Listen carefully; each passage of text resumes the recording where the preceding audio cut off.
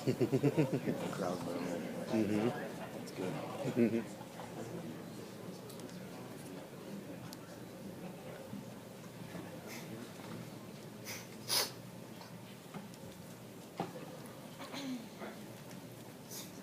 evening, everybody. My name is Ben Schutz. We are Get Off Your Butt. I was working with Chris Nearhouse, David Wexler, Jim Renzi, and Andy Haynes for the weekend. Got along really well. I think only one knife was drawn, but figured that out really quickly. So this is Jim. Jim is a fun, socially active guy in Detroit. He brews his own beer and he invents new designs in his latte foam. Like many young adults, Jim prefers personal fulfillment over the relentless pursuit of striving for the next best thing. Jim prefers the experiential over the tangible, the journey, not the destination. So when Jim's bored and looking for a good time, like you and I, he turns to the web. There's a lot out there, but like 50 million other Americans, he suffers from anxiety. And we're all familiar with that. We get overwhelmed very easily. So he tries Yelp first. But Yelp is the fun and easy way to find great local businesses. His eyes glaze over, and he loses interest. So he tries Foursquare, which is great for finding where his friends are and perhaps getting a good recommendation for a Thai restaurant. But Jim doesn't always need his friends to have a good time, and frankly, Thai food upsets his stomach. So he then goes to Wiki Travel and visit Detroit, but there's too much content to make any sense of. And Real Detroit Weekly and Metro Times just promote upcoming events, and a lot of them. For as amazing as the internet is, and as powerful and informative as these tools are, he couldn't find anything to help him blow a few hours on a Sunday afternoon in Detroit. Until he found Get Off Your Butt. Get Off Your Butt is a super fun, dead simple way to get engaged with your city.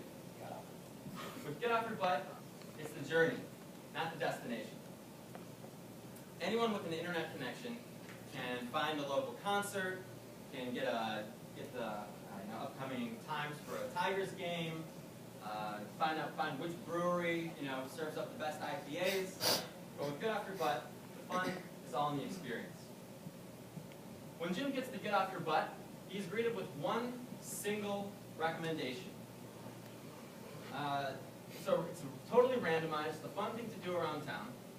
And based on 140 survey responses that we got, 81% said that they were likely or very likely to act impulsively on one random suggestion for something to do.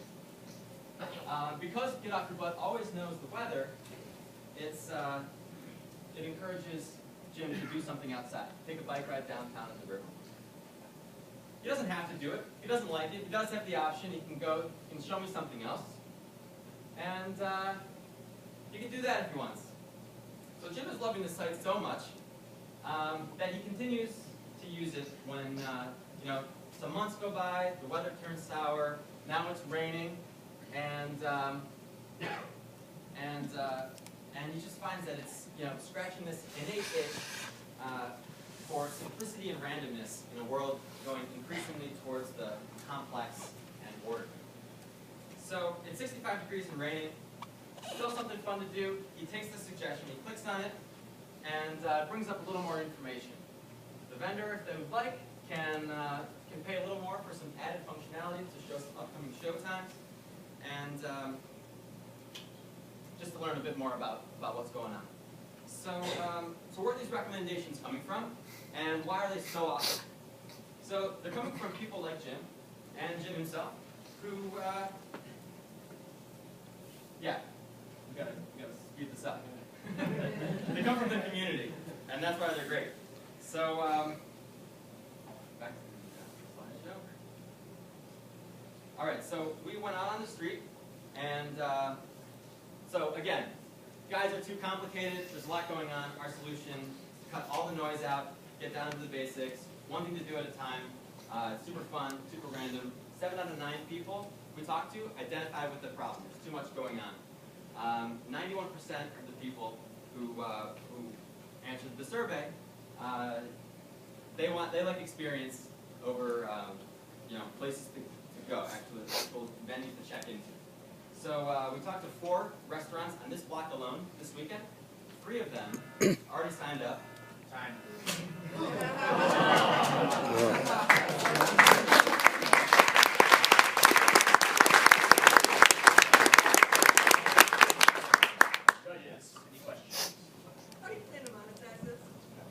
So again, with the vendors can pay a little more to increase the functionality of the information page and provide a little more context and stuff to do. We also can offer a hyper-local advertising strategy, offering, for example, if someone suggests, hey, on a cold and snowy day, you should go ice skating at Martin's Park. Hard Rock Cafe can see that they're in the radius, and they can say, hey, come warm up with some hot chocolates. Very relevant. Yes. I really like the idea. Personally, I relate to it. My question is, how do you build brand loyalty around the site? How do you get people to come back 10 times a month, right? That's what you're really trying to get. Right. Is traffic. And I can see this being a kind of quirky little thing I do when I run by the site. But how do you build a brand loyalty? So we're looking at one gamification strategy in particular. Like Foursquare does their badges, get off your butt. You can stumble across a booty. So coins, if you do 5 things outdoors, you get the outdoors and booty.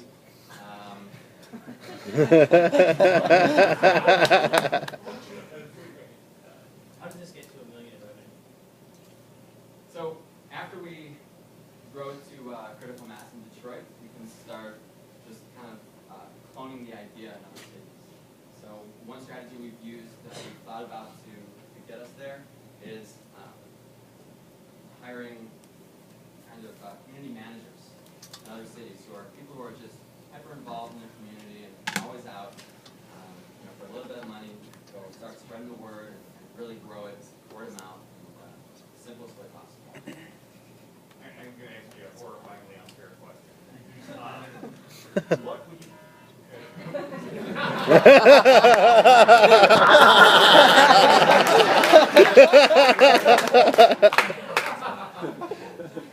What would you anticipate is your revenue potential per suggestion, right?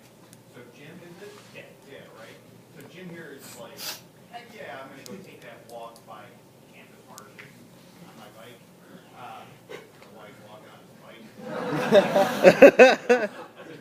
So there's that interaction. What do you think is your revenue potential per each of those interactions? I said it was unfair. That's a very unfair question. What do you think, David? You can give us a little time to see that contract and get back to you. We're looking at more of a price based on just seeing the restaurant or the venue. Then they can add extra money to create a link, and then you can start charging them for places to drive any kind of people to their websites. I guess that's why I bring it up, is you got to think like, okay, how many people are going to be interacting with it? How many people are going to take action based on your interaction? Yeah. How many people then out of that, who are going to take that action, are going to take that action in a way that you can monetize, and you can reduce that down to like, every time somebody touches it, you make 1/1 millionth of a cent, and if that's the case, then you'll need 1 million people to make a penny. Okay. Right? I mean, and We're shooting for more than that. yeah, you are.